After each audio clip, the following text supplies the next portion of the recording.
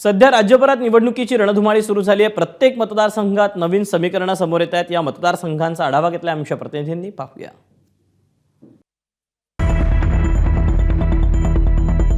वरळी विधानसभा मतदारसंघातनं पुन्हा एकदा आदित्य ठाकरे निवडणुकीच्या रिंगणात उतरलेत। 2019 साली याच मतदारसंघातनं ते आमदार म्हणून पहिल्यांदा विधानसभेत पोहोचले होते। आदित्य ठाकरेंसाठी यंदाची निवडणूक वरळीतलं आपलं वर्चस्व कायम राखण्याची आहे। मात्र त्यांच्यासमोर आव्हानं देखील आहेत। एकनाथ शिंदेंनी मिलिंद देवरा यांच्या रूपानं उमेदवार दिलाय, तर राज ठाकरेंनी संदीप देशपांडेंच्या रूपानं आव्हान उभं केलंय। मागील 1.5 वर्षांपासून संदीप देशपांडे पक्षासाठी मोर्चे बांधणी करताना दिसत होते।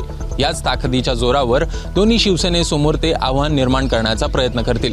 मिलिंद देवरा यांच्या यापूर्वीचा लोकसभा मतदारसंघ दक्षिण मुंबई राहिलाय, त्यामुळे वरळी हा याच लोकसभा मतदारसंघाचा भाग आहे।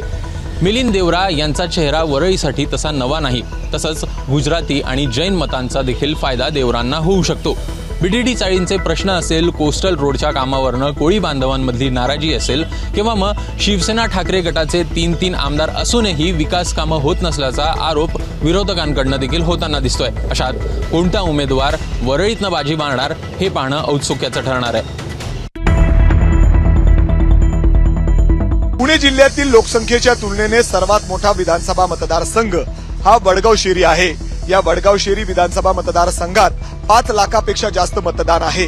या मतदारसंघात मोठ्या मोठ्या आयटी कंपन्या आहेत, ज्या कंपन्यांमध्ये काम करण्यासाठी देशभरातून लोक इथं स्थलांतरित झालेली आहेत आणि या स्थलांतरित झालेल्या लोकांच्या मतदानाचा टक्का देखील खूप मोठा आहे। यंदाच्या विधानसभा निवडणुकीत महाविकास आघाडीकडून शरद पवार गटाचे बापूसाहेब पठारे यांना उमेदवारी देण्यात आलेली आहे, तर दुसरीकडे महायुतीचे अजित पवार गटाकडून विद्यमान आमदार सुनील टिंगरे यांना उमेदवारी देण्यात आलेली आहे। याच मतदारसंघातील भाजपचे माजी आमदार जगदीश मुळीक हे देखील बंडखोरी करण्याच्या तयारीत होते, मात्र भाजपच्या वरिष्ठ नेत्यांना त्यांची बंडखोरी कुठेतरी शमवण्यात यश आलेलं आहे। खरं तर मागच्या विधानसभा निवडणुकीत सुनील टिंगरे यांनी जगदीश मुळीक यांना 4900 मताने पराभव केलेला होता आणि त्यानंतर आता खरंच जगदीश मुळीक हे सुनील टिंगरेंचं काम करतील का, हा खरा प्रश्न आहे। तसंच या मतदारसंघामध्ये पाणी आणि त्याचबरोबर ट्रॅफिकचं खूप मोठी समस्या या ठिकाणी आहे।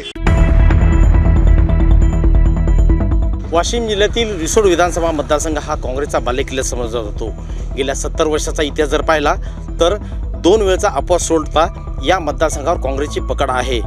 या निवडणुकीमध्ये जर विचार केला गेला तर काँग्रेसचे विद्यमान आमदार अमित जनक यांना उमेदवारी देण्यात आलेली आहे, तर महायुतीकडून शिंदे गटाच्या शिवसेनेकडून भावना गोळी यांना उमेदवारी देण्यात आलेली आहे, तर वंचितचे प्रशांत गोळे यांनीही आपला उमेदवारी अर्ज भरलेला आहे। मात्र यामध्ये सर्वात महत्त्वाचं लक्ष केंद्रित करणारा तो मुद्दा आहे म्हणजे भाजपचे बंडखोर अनंतराव देशमुख यांनीही या मतदारसंघात आपला उमेदवारीचा अर्ज भरलेला आहे। विकासाच्या मुद्द्यावर हात ठेवत आता या मतदारसंघात सत्ताधाऱ्यांनी आता प्रचाराला सुरुवात केलेली आहे। या मतदारसंघाचा विकास न झाल्याचं सांगत आता महायुतीकडून मोठ्या प्रमाणात प्रचार केला जातोय, मात्र खऱ्या अर्थानं 23 तारखेलाच या मतदारसंघाचा खऱ्या अर्थानं निकाल आल्यानंतर समजेल की या मतदारसंघाचा प्रतिनिधित्व कोण करेल, महायुती की महाविकास आघाडी।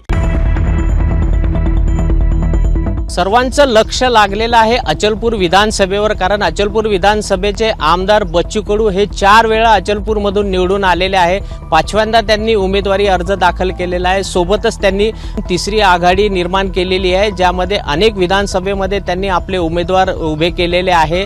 एक नवीन चॅलेंज त्यांनी सरकारसमोर उभं केलेलं आहे, त्यामुळे त्यांना किती यश मिळेल हे 23 तारखेला कळेल। परंतु अचलपूर विधानसभेमध्ये महाविकास आघाडीचे काँग्रेसचे जिल्हाध्यक्ष बबलू देशमुख हे त्यांना टक्कर देण्यासाठी रिंगणात उतरलेले आहे, तर भाजपकडून प्रवीण तायडे हे सुद्धा महायुतीचे अधिकृत उमेदवार आहे। परंतु भाजपमध्ये बंडखोरी झाल्यामुळे प्रमोद सिंह गडरेल यांनी अपक्ष उमेदवारी अर्ज दाखल केलेली आहे।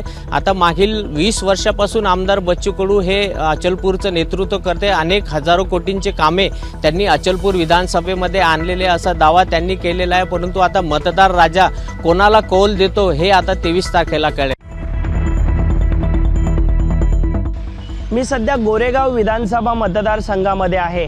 या मतदारसंघामध्ये मिश्र मतदारांची संख्या पाहायला मिळते। विशेषतः 55% मराठी मतदार या मतदारसंघामध्ये आहेत. हा मतदारसंघ हा शिवसेनेचा बालेकिल्ला म्हणून ओळखला जातो. मात्र 2014 आणि 2019 निवडणुकीमध्ये या मतदारसंघामध्ये भाजपने विजय प्राप्त केला आणि यानंतर पुन्हा एकदा भाजपच्या विद्या ठाकूर यांना तिसऱ्यांदा या मतदारसंघामधून उमेदवारी भाजपने दिलेली आहे.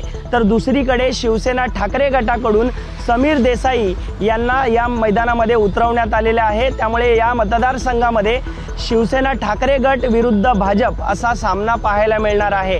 या मतदारसंघामध्ये झोपडपट्टी पुनर्विकास, वाहतुकीचा प्रश्न तसेच पायाभूत सुविधांचा प्रश्न हा मोठा आहे. त्यामुळे या मतदारसंघामधल्या समस्या मोठ्या प्रमाणात आहेत. त्यामुळे मतदार हे भाजपला पुन्हा एकदा हॅट्रिक साधायला देतात की शिवसेना ठाकरे गटाचे उमेदवार विजयी करतात, हे पाहणं आता पुढील काळात महत्त्वाचं ठरणार आहे. पुण्यातील शिवाजीनगर विधानसभा मतदारसंघात पुणे शहरातील मध्यवर्ती भागाचा समावेश होतो, ज्यामध्ये भंडारकर रोड, शिवाजी रस्ता, Apte road, Fergusson road, Aundh, Khadki cantonment या सगळ्या भागाचा समावेश होतो. या विधानसभा निवडणुकीत भाजपकडून सिद्धार्थ शिरोळे तर काँग्रेसकडून दत्ता भैरट यांच्यामध्ये थेट लढत होणार आहे. खरं तर 2019 साली विधानसभा निवडणुकीत हेच दोघं उमेदवार समोरासमोर होते. त्यावेळी विद्यमान आमदार सिद्धार्थ शिरोळे यांनी दत्ता भैरट यांचं 5129 मताने पराभव केला होता. त्यावेळी काँग्रेसचे माजी महापौर दत्तात्रय गायकवाड आणि उपमहापौर मुकारी यांनी ऐनवेळी भाजपमध्ये प्रवेश केला होता आणि त्याचबरोबर वंचित बहुजन आघाडीचे उमेदवार यांनी 10,000 मतं मिळवली होती. याचाच फायदा कुठेतरी सिद्धार्थ शिरोळे यांना झाला होता. त्याचबरोबर नुकतंच झालेल्या लोकसभा निवडणुकीत भाजपचे उमेदवार मुरली अण्णा मोहोळ यांना देखील या शिवाजीनगर विधानसभा मतदारसंघातून 3,337 मतांचा मताधिक्य मिळालेलं होतं. त्यामुळं भाजपचे उमेदवार सिद्धार्थ शिरोळे यांनी कुठेतरी विजयाचा विश्वास दर्शवलेला आहे. एबीपी माझा, उघडा डोळे बघा नीट.